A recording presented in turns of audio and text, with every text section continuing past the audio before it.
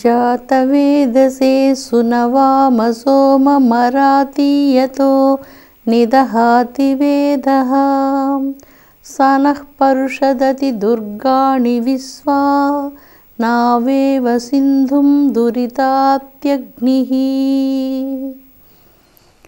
అమృతాత్మ స్వరూపులైన మీ అందరికీ మీ తల్లి అవ్యాజ్యమైనటువంటి మాతృప్రేమను అందిస్తూ పవిత్రమైనటువంటి గాయత్రి మంత్రంలో యం అన్న బీజమంత్రము అగ్ని గాయత్రి బీజమంత్రం. ఈ అగ్ని స్వరూపం జాతవేద స్వరూపంగా వర్ణించబడుతుంది. అగ్ని సాక్షాత్తు పరమేశ్వరుడే అగ్నిదేవుడు. అగ్ని ద్వారా అనేక రకాలైనటువంటి హవిస్సులను అందుకున్నటువంటి ఆ పరమేశ్వరునికి నమస్కారం. సర్వదేవతా స్వరూపుడైనటువంటి పరమేశ్వరునికి నమస్కారం. గాయత్రి మంత్రంలో ఈ యం అన్న బీజమంత్రాన్ని ఓం భూర్భువస్సువః సప్తవ్యాహృతులు తత్సవితుర్వరేణ్యం యం అన్న బీజమంత్రాన్ని జపించడం చేత జ్ఞాన గ్రంథి వికసించి తేజోశక్తి కలుగుతూ ఉంది. ఈశ్వరుని గురించి మనం మాట్లాడుకున్నప్పుడు అగ్నికి ఈశ్వరుడికి ఏమిటి సంబంధం, ఎలాగా ఉంది సంబంధం?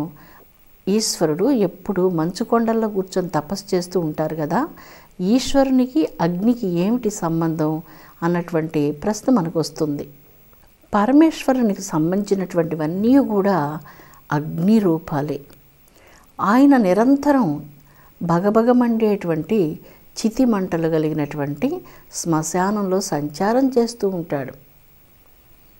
ఆ యొక్క శ్మశాన భూమి ఆయనకు నివాసము అని చెప్తారు. ఆ శ్మశాన భూమిలో ఎప్పుడూ మంటలు మండుతూ ఉంటాయి. ఆ మంటల మధ్యలో సంచరించేటువంటి వాడు ఈశ్వరుడు. మన పరిస్థితి తీసుకున్నప్పుడు మనందరం కూడా ఈ లోకంలో ఇంకా భయంకరమైనటువంటి మంటల మధ్యలో, జీవన సమస్యల మధ్యలో మన ఎదురుగా నిలిచినటువంటి అనేక సవాళ్ళను ఎదుర్కొంటూ మనం కూడా అలాగా ఈ ప్రపంచంలో మంటల మధ్యలోనే జీవిస్తూ ఉన్నాం. ఈశ్వరుని కంటే మన మంటలే చాలా పెద్దవైనటువంటివి. ఆయన తిరిగేటువంటి భూమి చితాభూమి. మనం ప్రాపంచికమైనటువంటి ఈ యొక్క విషయలోలత్వాల మధ్యలో, ఈ భయంకరమైనటువంటి అగ్నిజ్వాలల మధ్యలో మనం తిరుగుతూ ఉన్నాం. ప్రతిరోజు ఈశ్వరుడు వేడివేడిగా ఉన్నటువంటి చితాభస్మాన్ని విభూదిగా శరీరానికి అంతటికీ అలంకారం చేసుకుంటారు. ఉజ్జయిని మహాకాళేశ్వరుని యొక్క ఆలయంలో ప్రతిరోజు రాత్రి సమయంలో ఆ దినం మండినటువంటి చితాభస్మంలో ఉన్నటువంటి ఆ విభూదిని తీసుకుని వచ్చి అర్ధరాత్రి సమయంలో ఆ ఈశ్వరునికి ప్రత్యేకంగా రుద్రాభిషేకం చేస్తారు. తర్వాత అదంతా పూర్తిగా తీసివేసి ఆలయం అంతా పరిశుభ్రంగా కడిగి వేసి ఉదయాన సుప్రభాత కాలానికల్లా మరలా జలాభిషేకాన్ని చేస్తూ ఉంటారు. అందుకే ఈశ్వరుణ్ణి అగ్నిరూపుడు, మహాకాలుడు అని మేము పిలుస్తూ ఉంటాం. సముద్ర మదన సమయంలో ఆ సముద్రాన్ని దేవతలు, రాక్షసులు మదనం చేస్తూ ఉండగా కాలకూట విషం పొగలు సెగలు కక్కుతూ అందులో నుంచి ఉద్భవించింది. ఆ సెగల పొగలు కక్కేటువంటి భయంకరమైనటువంటి కాలకూట విషాన్ని ఎవ్వరూ స్వీకరించేందుకు సిద్ధంగా లేరు. అప్పుడు ఈశ్వరుడు ఆ కాలకూట విషాన్ని తీసుకొని ఆ కాలకూట విషాన్ని తన కంఠంలో ధరించి గరళకంఠుడయ్యాడు. అదేమైనా నేరేడు పండ, ఇక ఏదైనా మధురమైనటువంటి తీపి పదార్థమా భుజించేందుకు కాదు. కాలకూట విషం, అందులో భయంకరమైనటువంటి సెగలు పొగలు కక్కుతూ అగ్నిరూపంగా ఉన్నది.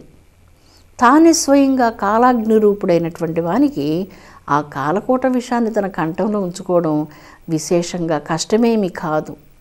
అందుచేతనే అంత భయంకరమైనటువంటి కాలకూట విషాన్ని, ఎవ్వరూ దరిచేరలేనటువంటి విషాన్ని తన కంఠంలో దాచుకున్నటువంటి వాడు కనుక గరళకంఠుడు, నీలకంఠుడు, మహాకాలుడు అన్నటువంటి నామాలతో కీర్తించబడినటువంటి పరమ దయాళువు మహాదేవుడు. నటరాజ శిల్పం చాలా అద్భుతమైనటువంటిది. సృష్టికి ఆద్యమైనటువంటిది నటరాజ నాట్యం. ఆ నటరాజు ఆనంద పారవస్యంతో నాట్యం చేస్తూ ఉంటే ఆయన పాదపద్మాల నుంచి మువ్వలు చెదిరిపడుతూ ఉంటాయి. ఆ చెదిరిపడుతున్నటువంటి మువ్వలలో నుంచి బ్రహ్మాండాలు ఉత్పన్నమవుతున్నాయంటూ అపురూపమైనటువంటి శ్లోకాలు ఉన్నాయి. నటరాజ చరణాల సర్వమే ఈ సృష్టి. ఆయన చరణాల యొక్క ధ్వనుల నుంచి ఈ సృష్టి ప్రారంభమైంది. ఆ నటరాజ చరణాల కంపనంతోనే సృష్టి బ్రహ్మాండాలు కొనసాగుతూ ఉన్నాయి. ఆ నటరాజుని యొక్క ఒకానొక హస్తంలో అగ్ని పాత్రను ధరించి ఉంటారు. ఒక హస్తంలో లేడిని ధరించి మరొక హస్తంలో అగ్ని పాత్రను ధరించి ఉంటారు నటరాజస్వామి. ఆ నటరాజస్వామి యొక్క శరీరం చుట్టూ కూడా జ్వాలాకులితమైనటువంటి అగ్నితోరణం కనిపిస్తుంది. అది అగ్నితోరణం. కోట్ల కోట్ల బ్రహ్మాండాలను ప్రకాశింపచేసేటువంటి అగ్ని జ్వాలలే ఆ నటరాజస్వామి వారి చుట్టూ కూడా జ్వాలాకులితమైనటువంటి అగ్నితోరణంగా భాసిస్తూ ఉంటుంది.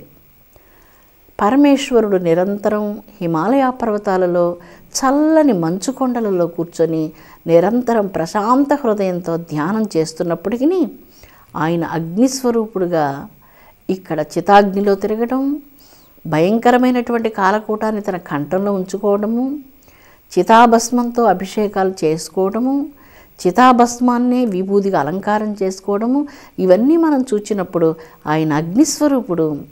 ఆ శివలింగం యొక్క ఆద్యంతాలను దర్శించాలని బ్రహ్మ విష్ణువులు ప్రయాణం చేసినప్పుడు శివలింగం యొక్క ఆద్యంతాలు బ్రహ్మ విష్ణువులకే గోచరం కాలేదు. పరమేశ్వరుని యొక్క అగ్నితత్వాన్ని గురించి అర్థం చేసుకునేందుకు మనం ఎంతటి వాళ్ళము? ఆ ఈశ్వరుని కృప మనకు అనివార్యంగా కావలసి ఉన్నది. ఆయన దయ మనకు చాలా కావలసి ఉంది. అందుకే అగ్నిరూపుడై గాయత్రి మంత్రంలో బీజమంత్రాన్ని జపించడం ద్వారా మనలో ఉన్న జ్ఞానశక్తి అనేటువంటి గ్రంథిని మేల్కొల్పి ఆ పరమేశ్వరుడు జ్ఞానశక్తిని మనకు అనుగ్రహించాలి. తనకున్నంతటి వైరాగ్యాన్ని జీవులకు అనుగ్రహించాలి. తాను నిరంతరం ఏ విధంగా జాజ్వల్యమానంగా బగబగ మండేటువంటి మంటలలో కూర్చుని కూడా చల్లగా శాంతిని, ఆనందాన్ని, బ్రహ్మానంద సుఖాన్ని అనుభవిస్తూ ఉన్నాడో, సంసారపు భయంకరమైనటువంటి దావానల మధ్యలో మనం కూడా అలాగే దగ్ధమైపోతూ ఉన్నాం. ఈరోజు మనకు రక్షణ కావాలి. మనకు వ్యక్తిగత రక్షణ కావాలి, మన గృహానికి వ్యక్తిగత రక్షణ కావాలి, మన కుటుంబాలకు రక్షణ కావాలి, మన గ్రామానికి, మన రాష్ట్రాలకు, మన దేశానికి, మనం ఉన్నటువంటి సమస్త వసుంధరకు శాంతి, రక్షణ కావాలి. అగ్నిరూపుడమైనటువంటి ఓ దేవాతిదేవ, రక్షణ కావాలి. ఆర్తులమై నిన్ను ప్రార్థిస్తూ ఉన్నాము. శరణాగత దీనార్త పరిత్రాణ పరాయణ సర్వస్య ఆర్తి హరే దేవ మహాదేవ నమోస్తుతే. ఎక్కడ చూసిన ఆర్తితో, భయంకరమైనటువంటి ఆర్తనాదాలతో ఎందరో స్త్రీలు, పురుషులు, బాలురు సమాజపరంగా అనేక రకాలైనటువంటి అగ్నిగుండాల మధ్యలో దగ్ధమైపోతూ, రక్షణ లేక అభద్రతతో కృంగిపోతూ ఉన్నారు. వారందరినీ రక్షించవలసినటువంటి బాధ్యత నీది. ఓ మహాదేవ, నీవు నిరంతరం చితాభూమిలో తిరుగుతూ ఉంటావు. మేము కూడా ఇంకా భయంకరమైనటువంటి మానవ సమాజంలో అతి భయంకరమైనటువంటి మానవుల మధ్యలో తిరుగుతూ ఉన్నాం.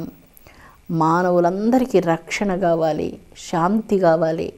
దైవానివైన నిన్ను అడగకపోతే ఎవరిని రక్షణ ప్రసాదించమని అడగగలం? అందుకే మాకందరికీ రక్షణ కావాలి, శాంతి కావాలి. సమాజంలో శాంతి భద్రతలు నెలకొల్పవలసినటువంటి ధర్మమూర్తివైనటువంటి, ధర్మ సంరక్షకుడైనటువంటి నీ పవిత్ర పాదాంబుజాలయందు మా శిరస్సును మోపి ప్రార్థిస్తూ ఉన్నాము. అగ్నిరూపుడమైనటువంటి ఓ కాలాగ్ని స్వరూపుడా, ఓ మహాదేవ, పరమేశ్వర, జగత్తును రక్షించు. పవిత్రమైనటువంటి నీ యొక్క కరుణా కటాక్ష వీక్షణాలతో జగత్తులో ఉన్నటువంటి అల్లకల్లోలాలు, అశాంతి, అభద్రతను తొలగించి మానవ జాతికి శాంతిని ప్రసాదించు, రక్షణ ప్రసాదించు అని నిన్నే, తండ్రివైనటువంటి నిన్నే వేడుకుంటూ ఉన్నాము. ఈశ్వరునికి 3 నేత్రాలు ఉన్నాయి.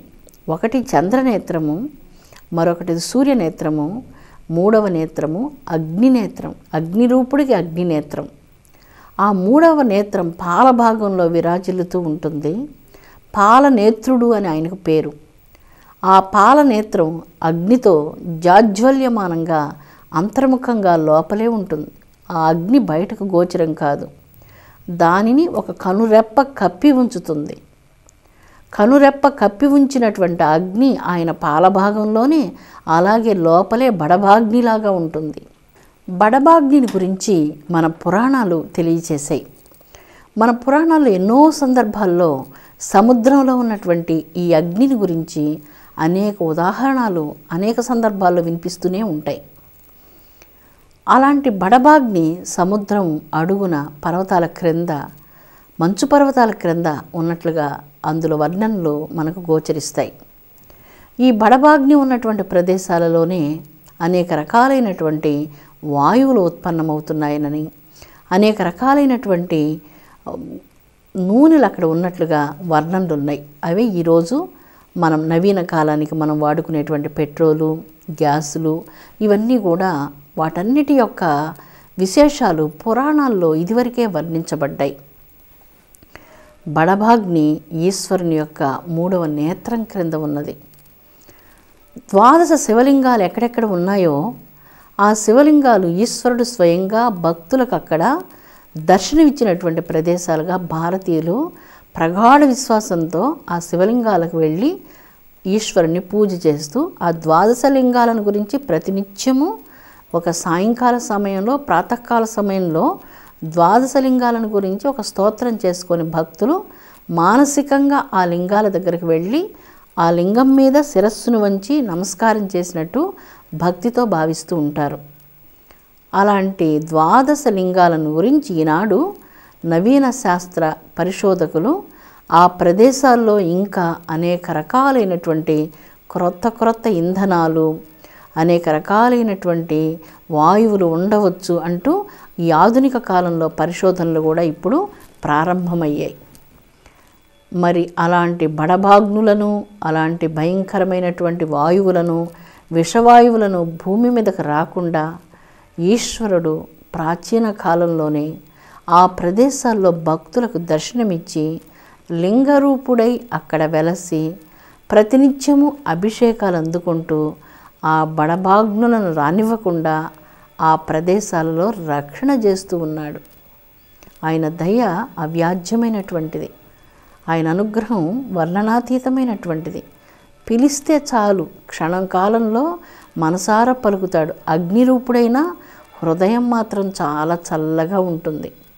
మంచు వేడిగా ఉంటుంది, ఆ ఈశ్వరుని హృదయం మాత్రం చాలా చాలా చల్లగా ఉంటుంది. కృపాసముద్రుడు. ఆ నేత్రాలు అగ్ని నేత్రమైనప్పటికీ ఆ 2 నేత్రాలు చాలా చల్లగా ఉంటాయి. ఆ సూర్యనేత్రం కూడా చల్లగా ఉంటుంది, అగ్ని నేత్రం కూడా చల్లగానే ఉంటుంది. ఒకనాడు మన్మధుడు దేవతల చేత ప్రేరితుడై ఈశ్వరుని యొక్క మహిమను ఎరుగక ఆ ఈశ్వరుని మీద పుష్పబాణాలను ప్రయోగించాడు. ఆ బాణాలు వెళ్ళి ఈశ్వరుని స్పర్శించగానే తటాలున గాఢ సమాధిలో ఉన్నటువంటి ఈశ్వరుని యొక్క 3వ నేత్రం అనుకోని విధంగా తెరవబడింది. ఏ నేత్రం క్రింద బడబాగ్నులు అణిగి ఉంటాయో ఆ నేత్రం తటాలున తెరవబడి ఆ నేత్రంలో నుంచి ప్రసరించే అగ్నికాంతికి మన్మధుడు భస్మంగా మారాడు. ఆ మన్మధుని యొక్క శరీరం నుంచి వచ్చినటువంటి భస్మాన్ని రతీదేవి అక్కడే ఉండి ఎంతో కాలం దుఃఖించి ఆ హిమాలయ సానువులలో దుఃఖించి చివరకు ఆ విభూదిని తన చీర యందు ఒక మూటగా కట్టుకొని పార్వతీ పరమేశ్వర్లు కైలాసానికి వివాహ సందర్భంలో విచ్చేసినప్పుడు ఆ ఈశ్వరుని పాదాల దగ్గర తన పైట కొంగు యందు ముడిలో ఉంచుకున్నటువంటి ఆ భస్మాన్ని పార్వతీ పరమేశ్వరులు ఇద్దరి ముందు ఉంచి దుఃఖిస్తుంది. కృపా సముద్రులైనటువంటి వారిరువురు కూడా తమ నేత్రాలలో నుంచి చల్లని అమృతాన్ని వర్షించి మన్మధుణ్ణి పునరుజ్జీవుడిగా వనరించారు. అలాంటిది ఆ పరమేశ్వరుని యొక్క అవ్యాజ్యమైనటువంటి దయ. ఆయన ఈ బీజమంత్రంలో అగ్నిరూపుడే, జాతవేదుడే అయినప్పటికీ కూడా కృపా సముద్రుడు. అంతులేనటువంటి వాత్సల్యం కలిగినటువంటి వాడు. ఈశ్వర పూజకు చాలా స్వల్ప పదార్థాలు కావలసి ఉంటుంది. కొన్ని జలబిందువులు, తుమ్మి పువ్వులు. ఆ తుమ్మి పువ్వులు ఎక్కడైనా మనకు లభించేటువంటివి. రోడ్ల ప్రక్కన, అక్కడ ఇక్కడ, పొలాల గట్ల మీద, ఎక్కడైనా మన పల్లెల్లో ఆ తుమ్మి పువ్వులు ఎక్కడైనా విస్తారంగా నేల మీద పడి మొలిచేటువంటి మొక్కలవి.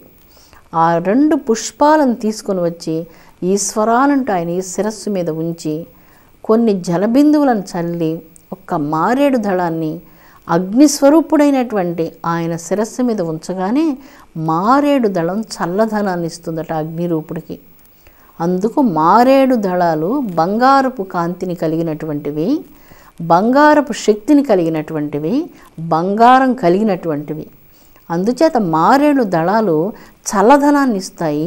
ఆ చల్లదనాన్ని ఇచ్చేటువంటి మారేడు దళాలతో అగ్నిరూపుడైనటువంటి ఈశ్వరుని పూజ చేయడం వల్ల దారిద్ర్య ధ్వంసనమే కాకుండా అజ్ఞానం కూడా ధ్వంసమవుతుంది. జన్మకర్మల పాతకాలను ధ్వంసం చేస్తున్నాడు.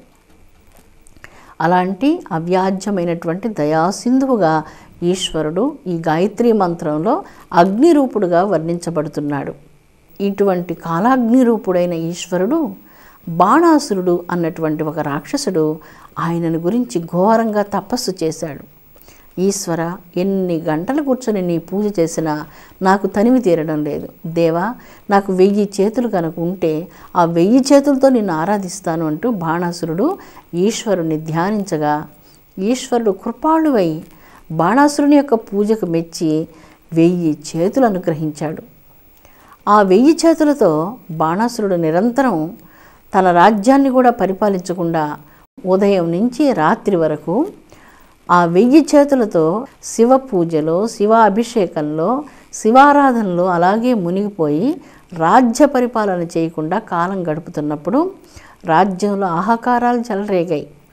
అప్పుడు బాణాసురుడిని ఈశ్వరుడు నీవు రాజ్యాన్ని కూడా చేయాలి అన్నప్పుడు, దేవా నేను చేయలేకపోతున్నాను, నా రాజ్యానికి నీవే రక్షణగా ఉండాలి అంటూ ప్రార్థించాడు.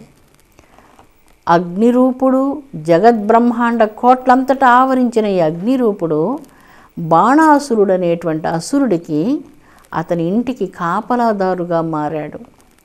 ఆ బాణాసురుడి యొక్క రాజ్యం చుట్టూ అగ్ని ప్రాకారాలను నిర్మించి ఒక భక్తుడికి కాపలా పనిచేసేందుకు కూడా భగవంతుడు సిద్ధపడతాడు అంటూ అగ్నిరూపుడైనటువంటి ఈశ్వరుడు బాణాసురుణ్ణి ఆ విధంగా అనుగ్రహించాడు. ఇలాగ శివమహిమలు ఎన్నని వర్ణించగలం, ఎంతని ఆయన కృపను గురించి మనం మాట్లాడుకోగలం. భగవంతుని దయ అనంతమైనటువంటిది, మన భక్తి అణువు లాంటిది. దేవుని వంకకు మీరు ఒక్క అడుగు వేసి ముందుకు ప్రయాణం చేస్తే ఇక వేయడానికి సాధ్యం కానంత విధంగా కోటి కోటి కోటి కోటాను కోట్ల అడుగులు వేసి కన్న తల్లి దైవం అందుకుంటుంది. అది తల్లి యొక్క దయ. ఒక్క అడుగు వేసే ప్రయత్నం మాత్రం మనం చెయ్యాలి. విద్యార్థులు పరీక్ష సమయంలో పరీక్ష వ్రాస్తేనే కదా కొద్దిగైనా మార్కులు వస్తాయి.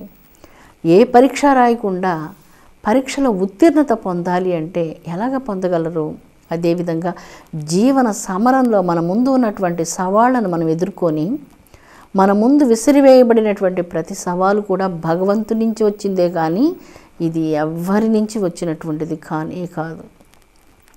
సర్వానికి కారణం దైవమే, సర్వానికి కర్త తానే, సర్వానికి కార్యకారణాలన్నీ చేయించేటువంటి వాడు జగద్రక్షకుడైనటువంటి ఆ పరమేశ్వరుడే. దీని గురించి ఎరిగినప్పుడు మన హృదయంలో రాగద్వేషాదుల యొక్క వేగం బాగా తగ్గుతుంది. అగ్నిదేవుడు తన వెలుగు చేత అంధకారాన్ని, చలిని పోగొడుతుంటాడు. అగ్నిదేవుడు బుద్ధికి తేజస్సును, ఉత్పాదక శక్తిని ప్రసాదిస్తుంటాడు. అగ్ని ప్రకాశాన్ని దర్శించడం చేత, అగ్నిహోత్రం ప్రతిరోజు ఆచరించడం వలన మానవుల యొక్క పేదరికం తొలగి సంపదలు కలుగుతూ ఉన్నాయి. అమృతాత్మస్వరూపులారా, పవిత్రుడు, సర్వాన్ని పవిత్రీకరించేటువంటి అగ్నిరూపుడైనటువంటి పరమేశ్వరునకు నమస్కారం. జగత్తులో ఉన్నటువంటి అన్ని సమస్యలకు శాంతిని పరమేశ్వరుడు అనుగ్రహించునుగాక. విశ్వశాంతి వర్ధిల్లునుగాక. ఓం శాంతి శాంతి శాంతి.